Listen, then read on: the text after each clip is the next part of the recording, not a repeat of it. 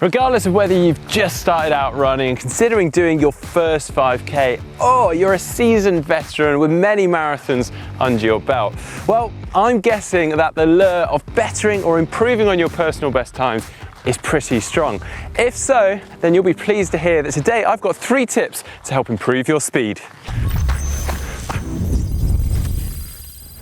For a lot of people, they have a very little range in their run speeds, and by that I mean there's a very small difference between their steady run pace and their top end speed. Now, to improve our speed, we need to bump that top end speed up, raise that ceiling, and the first port of call for that is to increase our run volume.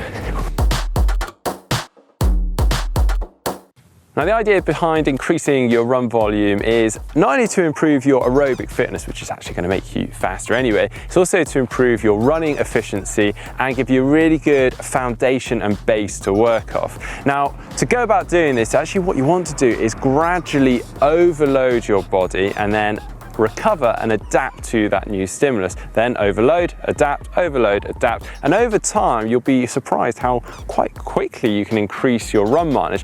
But to go about doing that, just be careful. What we normally suggest is you follow the 10% rule. We've spoken about it a lot here on GTN before.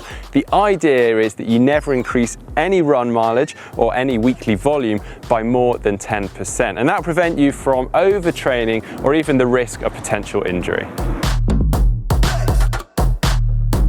Now, trying to improve your speed needn't be overcomplicated and thought of as rocket science. If we want to run faster, then we need to start including some speed workouts into our training. Now, we have actually here on GTN made a video on must-do weekly run workouts, which I will throw to at the end of this video, which explains things in a bit more detail. But for now, as a bit of a reminder, we've got a few different types of speed sessions that you can start incorporating into your training. So first on the cards is a form of interval session. Now, this needn't be too daunting because actually the reps are quite short and they're almost over before it really starts to bite. I like to think of it as if you're unleashing and untapping this new speed. So this could be something like 8 to 10 lots of 30 seconds hard, somewhere between 3 to 5k pace, followed by 30 seconds easy. That could then be extended out to 6 to 8 lots of 45 seconds hard, followed by 45 seconds easy, and then even progressed up to 5 to 6 lots of 60 to 75 seconds hard, followed by 60 seconds easy. Or indeed, an alternative session template could be 5 lots of 3 minutes at 5k pace, followed by 2 minutes easy jog between, or moving up to 3 lots of 5 to 6 minutes at 10k pace, followed by 3 minutes easy jog. So as I've said, those interval sessions can be progressed to, or you can in fact just alternate between the two week to week. But now on to our second type of session, the tempo session. Now, the idea behind these is to get you feeling comfortable whilst being uncomfortable. I know that sounds quite odd, but the tempo pace is actually somewhere around one's half marathon pace. The real idea is actually to try and bump our lactate threshold up. Our lactate threshold is the point at which our body starts to produce lactic acid. That's the stuff that makes us feel pretty horrible. It slows us down. So if we can get that higher, that's great. Also, it's going to improve our fitness, and with that also our tolerance of feeling uncomfortable. So starting out with these tempo sessions, I like to prescribe something like 4 lots of 5 minutes at tempo pace with 2 minutes jog recovery between each. And then progressing to 2 lots of 10 minutes at this tempo pace, again with a 2-minute jog recovery between those 2 10-minute reps. And then finally getting ourselves to a point of being able to do 15, 20, or even maybe 25 minutes continuous at a tempo pace.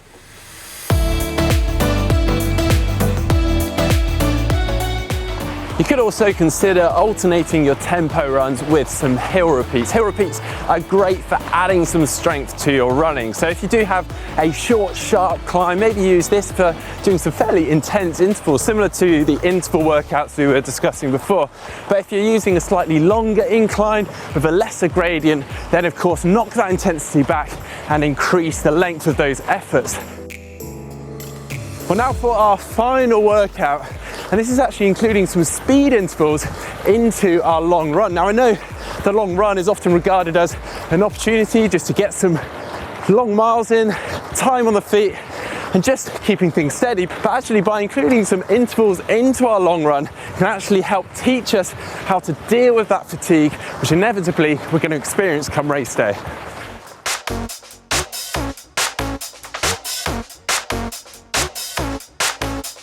Now on to our final point, which is a little bit of a taboo subject and a subject that I actually often avoid talking about. But there really is no escaping the fact that running is weight bearing, and with that there is a direct link between running and our own weight. Now, to be clear, I'm not talking about lean muscle mass here, because actually that is great, that helps us with our running, and I'd often always advise using some strength training to help with our running and improve our speed.